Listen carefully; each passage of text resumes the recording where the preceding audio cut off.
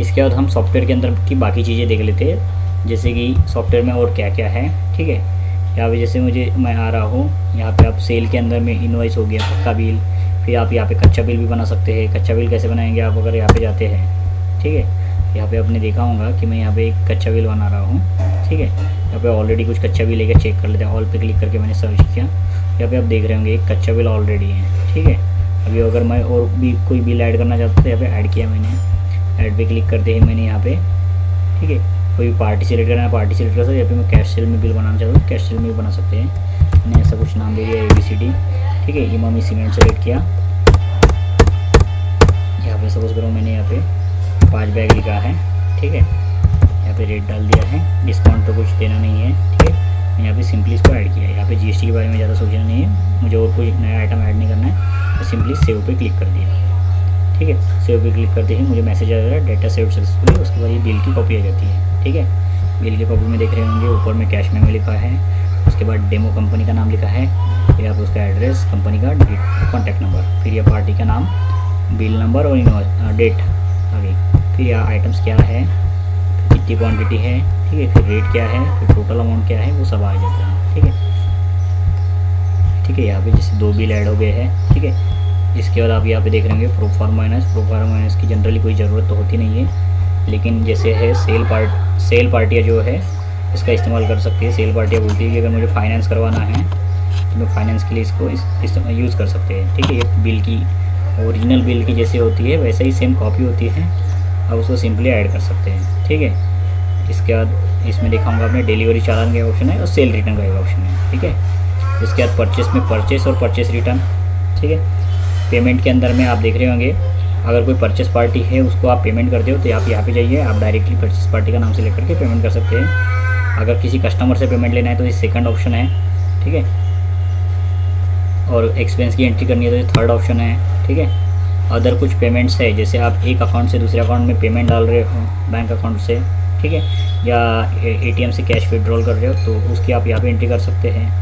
ठीक है, उसके अलावा भी जैसे कस्टमर की ओपनिंग सेट करना है, परचेस पार्टी की ओपनिंग सेट करना है या बैंक की ओपनिंग सेट करना है तो आप ये 3 ऑप्शन है आपके पास में, कस्टमर ओपनिंग, वेंडर ओपनिंग्स और एक बैंक ओपनिंग्स। वेंडर ओपनिंग से ने ये परचेस पार्टी की ओपनिंग सेट होती है। ठीक है, और कुछ पेमेंट्स की एंट्री अगर सर्च करनी हो और एडिट और डिलीट करने के लिए आप यहाँ पे जाके सर्च कर सकते हैं। ठीक है, इसके बाद ये नीचे में कोटेशंस आप जनरेट कर सकते हैं। ठीक है, इसके बाद जैसे मैं बेसिक रिपोर्ट में रहता हूँ। ठीक है, बेसिक रिपोर्ट में आप देख रहे होंगे यहाँ पे कस्टमर वाइज ये है कस्टमर लेजर। ठीक है, सेल पार्टी का लेजर है, मैंने इसके ऊपर क्लिक कर दिया। ठीक है, यहाँ पे हमने देखा जैसे यहाँ पे हमने जनता केमिकल के नाम से बिल बनाए थे, उसको मैं क्लिक किया। ठीक है, मैं यहाँ पे 1 तारीख से लेके ये मैंने कि लास्ट तारीख तक मैं यहाँ पे कुछ बिल बना रहा सर्च कर रहा फाइंड कर रहा हूँ। तो यहाँ पे देखा होगा लास्ट मंथ क्लोजिंग 0 दिखा रहा है, फिर एक इनवॉइस नंबर 7500 का है, तो इसको मैं यहाँ से प्रिंट कर सकता हूँ। ठीक है, यहाँ पे नीचे में देख रहे होंगे आपको बैलेंस अमाउंट दिखाता है, और यहाँ मैं प्रिंट लेजर पे क्लिक करता हूँ तो मेरा एक लेजर प्रिंटिंग के लिए ऑप्शन आ जाता है। ठीक है, आप इसको प्रिंट करके दे सकते हैं या फिर आप इसको PDF भी जनरेट करके दे सकते हैं। ठीक है, जैसे आपने ये कस्टमर का लेजर दिखाया वैसे ये परचेस पार्टी का लेजर है।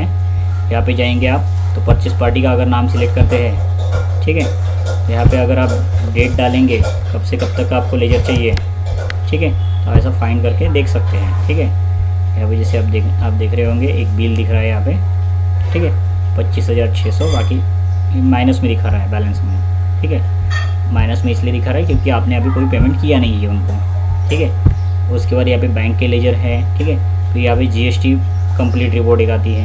ठीक है, GST कंप्लीट रिपोर्ट में जाएंगे तो यहाँ पे आपको GSTR1 सेल रिपोर्ट यानी GSTR1 है। जैसे मैंने इस पर 1 से लेके 31 तारीख तक अगर मैं रिपोर्ट फाइंड करता हूँ आपको ये दिख रहा होगा एक बिल GST पार्टी का है, बाकी 2 कैश सेल के बिल हैं। ठीक है, यहाँ पे देख रहे होंगे आप, यहाँ पे आपको 5% में कुछ भी नहीं दिख रहा है। ठीक है, 12% में भी कुछ नहीं दिख रहा है क्योंकि हमारा पूरा जो बिलिंग है 18 और 28 में है। ठीक है, आप देख रहे होंगे 18% में कुछ दिख रहा है आपको। ठीक है, 18% टैक्सेबल में कुछ दिख रहा है आइटम्स। ठीक है, यहाँ पे 28 ये भी 18% में आ गया है। ठीक है, यहाँ पे फिर ये पहले बिल में आपने देखा होगा, फिर यहाँ पे 28% में भी कुछ बिल्स है। ठीक है, इस तरीके से यहाँ पे ये बिलिंग आ जाती है। ठीक है, आप सिंपली इसको एक्सपोर्ट कीजिए तो आपको आइडिया आ जाएंगी। ठीक है, ये फाइल आपको सेव करके आपको सीए को देनी होती है। ठीक है, ये सेल की फाइल है जिसको GSTR1 बोला जाता है। सेम वैसे ही परचेज़ की फाइल अगर आप फाइंड कर देते हो, ठीक है, तो परचेज़ में भी आपने देखा होगा purchase invoice number, purchase date, purchase party का नाम, उसका GST नंबर, उसका टोटल बिल अमाउंट और क्या परसेंटेज में उसकी बिलिंग हुई है। जैसे आपने देख रहे होंगे 28% में हुई है, तो 28% के टैक्सेस दिखते हैं आपको। ठीक है, सेम इसको भी आप एक्सपोर्ट कर सकते हो। ठीक है, हाँ, इसके बाद आ जाता है आइटम वाइज स्टॉक स्टेटमेंट। ठीक है, अगर आप इसको ओपन करते हो तो आप देखोगे कि यहाँ पे 1 तारीख से लेके अगर मैं 31 तारीख तक देखता हूँ कि मेरे पास कितना स्टॉक आया और कितना गया, तो मैंने यहाँ पे देखा, यहाँ पे इमामी सीमेंट है, इसका ओपनिंग सबका 0 ही है। ठीक है, मैंने यहाँ पे देख रहा हूँ परचेस है 100 क्वांटिटी, सेल हुआ है 12 क्वांटिटी, बैलेंस है 88 क्वांटिटी। तो purchase value minus cell value, इसलिए इसके हिसाब से ये बैलेंस स्टॉक वैल्यू ऐसा दिखाता है वो। ठीक है, तो ये देख लीजिए। जैसे मैं इस पर डबल क्लिक करता हूँ ये आइटम पे, तो ये आइटम का स्टॉक खुल जाता है, लेजर खुल जाता है एक्चुअली। ठीक है, मैंने ये आइटम जो है इमामी सीमेंट किससे ख़रीदा, यहाँ पे देख रहे होंगे ये परचेस मैंने किया है इमामी सीमेंट LLP से। फिर मैंने सेल किया है एक जनता केमिकल को किया है 5 क्वांटिटी, फिर 2 क्वांटिटी सेल किया है मैंने कैश सेल में, और ये 5 क्वांटिटी फिर कैश सेल में। सबके रेट भी दिए गए यहाँ पे। ठीक है, इस तरीके से मैं यहाँ पे चेक कर सकता हूँ, हर आइटम का स्टॉक मैं यहाँ पे चेक कर सकता हूँ। जैसे मैंने एशियन पेंट्स है उसको डायरेक्ट सेल किए थे हमने, तो उसमें स्टॉक जो है माइनस में दिखा रहा है आपका। ठीक है, ठीक है, ये जो तारपीन है वो हमने सेल किया ही नहीं, तो उसमें कुछ भी नहीं दिखा रहा है अभी आपको। ठीक है,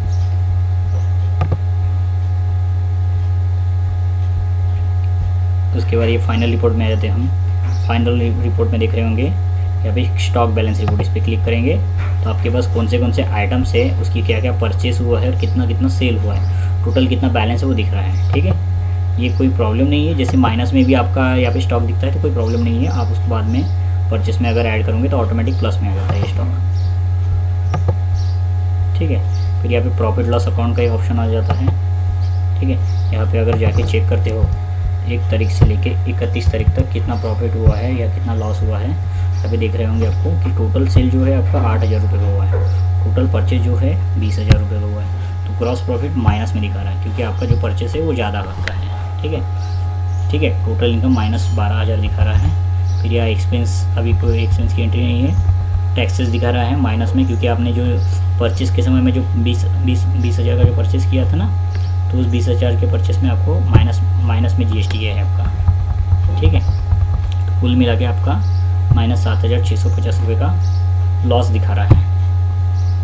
ठीक है, इसके बाद अगर आपको यहाँ पे चेक करना है कि पूरे जितने भी कस्टमर हैं उन सबके ऊपर कुछ बैलेंस है क्या, यहाँ पे आप जाके चेक कर सकते हैं कस्टमर बैलेंस रिपोर्ट। यहाँ पे देखेंगे आपको कि कस्टमर का नाम दिखता है, दूसरा कॉलम जो है आपका कॉन्टैक्ट नंबर का है वो दिखता है, तीसरा आपका यहाँ पे ये जो है कितने का बिल बना था, वो कितने रुपए के बिलिंग हुए उनके नाम से वो दिख रहा है, कुछ पेमेंट आया क्या, कि जैसे कैसे बैलेंस दिखता है फिर। ठीक,